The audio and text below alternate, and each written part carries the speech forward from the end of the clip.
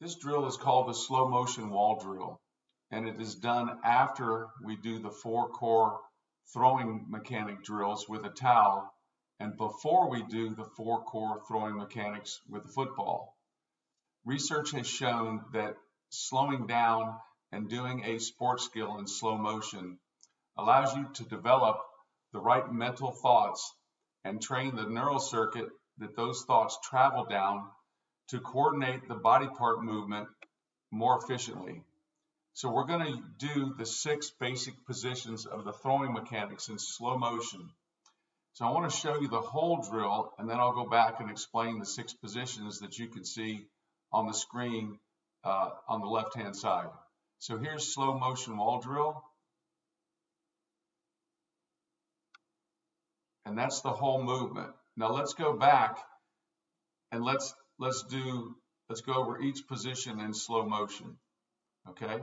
So the first position that we're going to do is we're going to do the load position. And in the load position, what we want to do is have the athlete take the nose of the ball and put it on a wall or some other type of object. And when we do this, we want to make sure that his elbow is armpit height or slightly higher. We also want to make sure that the tip of this ball is touching the wall and that his hand should be over his bicep. So actually this athlete could move back just a little bit farther to make sure his hand's over his bicep. We want the left arm tucked tight. We want both knees to have a slight bend in them. Our back foot is perpendicular to the target. And then we have nice tall posture. So that's the load position or our starting position and the things we want to look at before we start. This next position is the step position. So what he's going to do is he's going to take a short 6-inch step with his front foot. When he does this, you notice that his toe is pointing straight out and that the ball has come off the wall. So we don't want the athlete to leave the ball on the wall because then his hand, his elbow will have an angle with the ball on the wall where his tricep has already started to contract. And so then he's going to lose the ability to accelerate his elbow and wrist if he doesn't keep that hand over his bicep. Okay? So the ball comes off the wall when he takes his step. Notice his front elbow does not unbend. It stays tight right to his body. His posture stays nice and tall. And then that's the step position that we want to maintain. Once he gets there, he's going to rotate his back hip. You'll see his back foot, his back hip, and then his elbow and shoulder will start to rotate also. He's going to rotate those forward slowly. Okay, the slower the better, and he's going to maintain his nice tall balance and posture as he does this. Okay, so he rotates slowly. When he gets square to the target with his hips pointing square, he's going to stop, and he's going to pause for 1 second, 1001. Okay, when he pauses, you want to make sure that his hand is behind his head. We don't want his hand to be even with his head.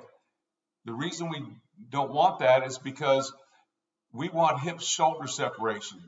So you can see there's a degree of separation between his hips being square and his shoulder or where his arm is.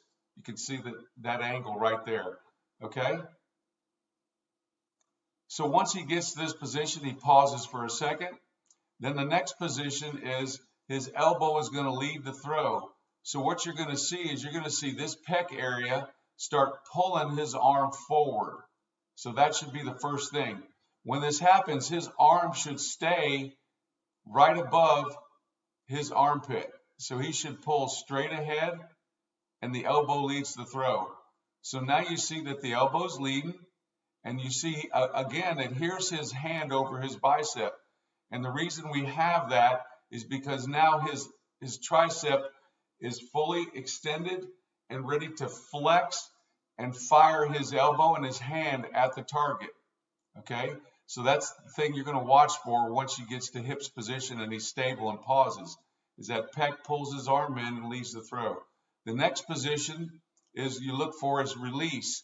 This release needs to be out in front of his body, okay? So that his hips have rotated and then they've stopped, and now his whole arm and shoulder and hand are going to be linear going forward, all right?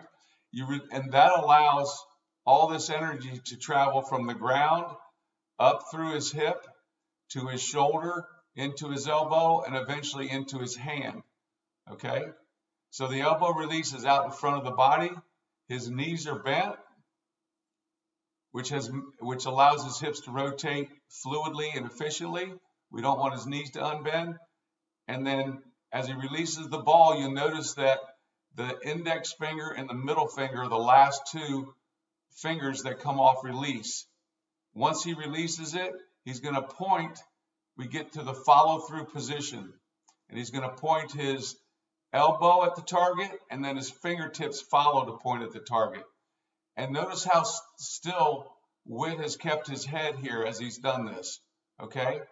His head doesn't move at all. His body and posture stay stable, and that is how you can control ball flight perfectly, okay?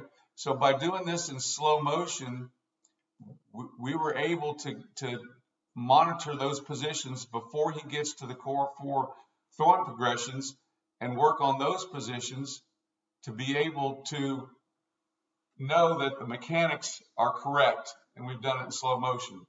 So here's the positions that we want him to be in still frame photos. So here's the step, here's the load, here's the hips, the elbow leading, here's the release, and here's the follow through, okay?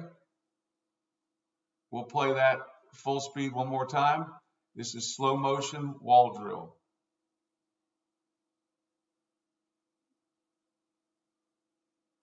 We have each athlete do 10 reps, and then we move on to the 4 core throwing progression.